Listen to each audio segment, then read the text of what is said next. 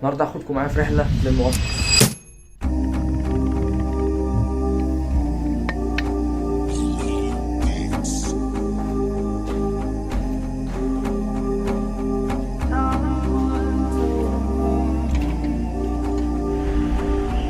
الساعة 5:30 إن شاء الله نلحق الغروب.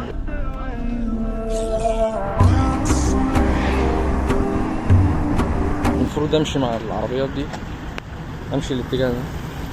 طبعا من التحديات اللي احنا هنعملها في الطلعة دي إن احنا هنمشي 10,000 خطوة، هتبقى حاجة صعبة شوية ومعاناة وكده، بس بإذن الله احنا هنعدها. طيب يا جماعة، أنا المفروض دلوقتي وأنا فوق، بس اللي هو إيه، المفروض أمشي كل ده لغايه ما اوصل باذن الله. فمشوار طويل لاجل التجارب والمتعه. بس الشمس النهارده حاجه صعبه يعني، انا ما جبتش كاب بقى وكده، بس عادي باذن الله نحقق اللي احنا عايزينه ونوصل. انا ماشي جنب الكوبري، انا شايف الحاجات من فوق بقى يعني، ان شاء الله الواحد ما يدوخش يعني ولا حاجه تحصل يعني، بس يلا كله لاجل المتعه.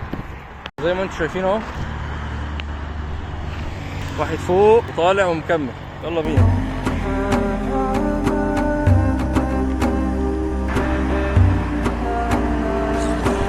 مش عارف انا كده وصلت تقريبا، شايف كل حاجه من فوق اهو، بس اللي هو ايه، لسه كتير قوي، لسه ممكن نطلع اكتر. طريق النجاح موحش، وصديقك الاهم فيه هو الوحده. شئت ام ابيت، هيرجع يتزحم بعد ما تنجح. بصراحه الدنيا من فوق حلوه يعني، عجبني المنظر، عجبني. ان شاء الله نستنى للغروب نشوف المنظر هيبقى عامل ازاي في الغروب. حاجه جامده ان شاء الله. ولكن انت قبل ما توصل انت مهزوم، ولما بتوصل انت بتنتصر. وخليك فاكر دايما يا صلاح ان الهزيمه يتيمه والنصر له 1000 اب. التخلي اصعب من التملك. تحتاج احيانا ان تتخلى عن بعض احلامك، تحتاج احيانا ان تتخلى عن كثير من رغباتك، تحتاج احيانا ان تتخلى عن كثير من ممتلكاتك. احنا دلوقتي عند المبنى ده، معرفش ده مبنى ايه بصراحه، هو شكله حلو، مش عارف ده ايه بصراحه. لو حد عنده معلومه يقول لي في التعليقات. قلت يعني الواحد يقعد يريح شويه بصراحه قدام المبنى الجميل ده، عاجبني بصراحه فشخ. بصراحه الجو حلو، الفكره نفسها حلوه، فكره ان انا طقس في دماغي فكره فقلت انفذها على طول.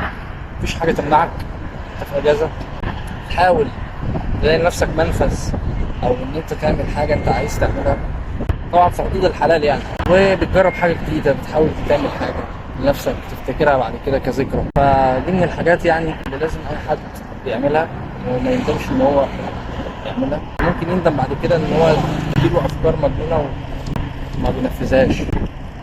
طب هتنفذها امتى؟ مفيش وقت، الحياه بتاخدنا في سواء دراسه شغل، كل الكلام ده بياخدنا من ان احنا نعمل الحاجه احنا نفسنا فيها، حتى لو هي عبيطه من وجهه نظر اي حد، بس من وجهه نظرك انت، فكره ان انت تعمل حاجه انت عايز تعملها تفرق جدا.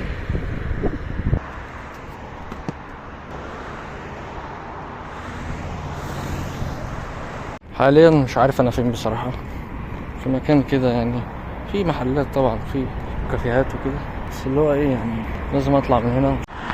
مش عارف ده كومباوند ده ولا ايه اللي بيتبني ده. قاعد ماشي ماشي ماشي، مش عارف مش ظاهر من الاضاءه او ايه. الصحراء تحت اهي. معانا مشوار كبير ولسه باقي.